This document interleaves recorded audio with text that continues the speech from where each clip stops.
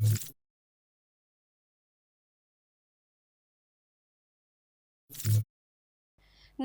હું છું પ્રિયા અને તમે જોઈ રહ્યા છો જનતા કી જાણકારી ન્યૂઝ।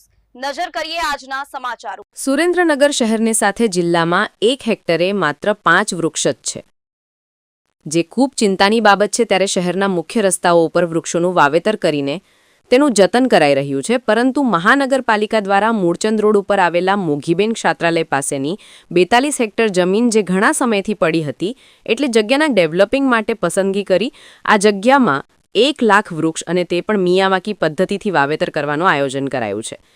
સુરેન્દ્રનગર શહેરના મુખ્ય રસ્તાઓ પર વર્તમાન સમયે વૃક્ષોનું વાવેતર કરાયું છે, છતાં હજુ પણ શહેરમાં પ્રદૂષણનું પ્રમાણ વધારે હોવાને કારણે શુદ્ધ હવા મળતી નથી।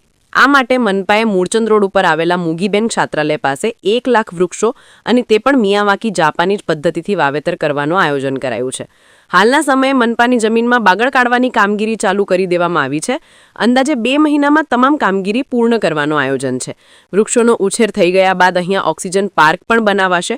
મિયાવાકી પદ્ધતિએ વૃક્ષારોપણ માટે જાપાનીઝ પદ્ધતિ જેના સર્જક એવા જાપાનના પ્રસિદ્ધ વનસ્પતિ શાસ્ત્રી આકીરા મિયાવાકીએ 100 વર્ષે બનતું જંગલને 10 વર્ષમાં તૈયાર કર્યું હતું। આ પદ્ધતિમાં સર્વપ્રથમ જમીનને ચકાસી તેમાં માટીના કણ નાના હોય તો તે સખત બની ગયેલી હોય છે, જેમાં પાણી ઉતરી શકતું નથી।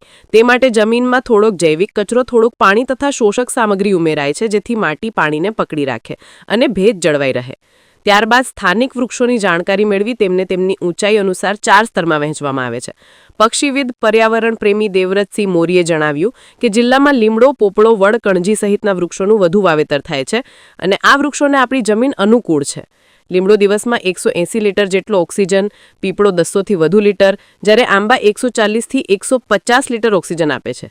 એક વૃક્ષને પરિપક્વ થતાં 3 વર્ષથી 5 વર્ષ સુધીનો સમય લાગે છે। સુરેન્દ્રનગર રિપોર્ટર મહેશભાઈ ઉતેરિયા।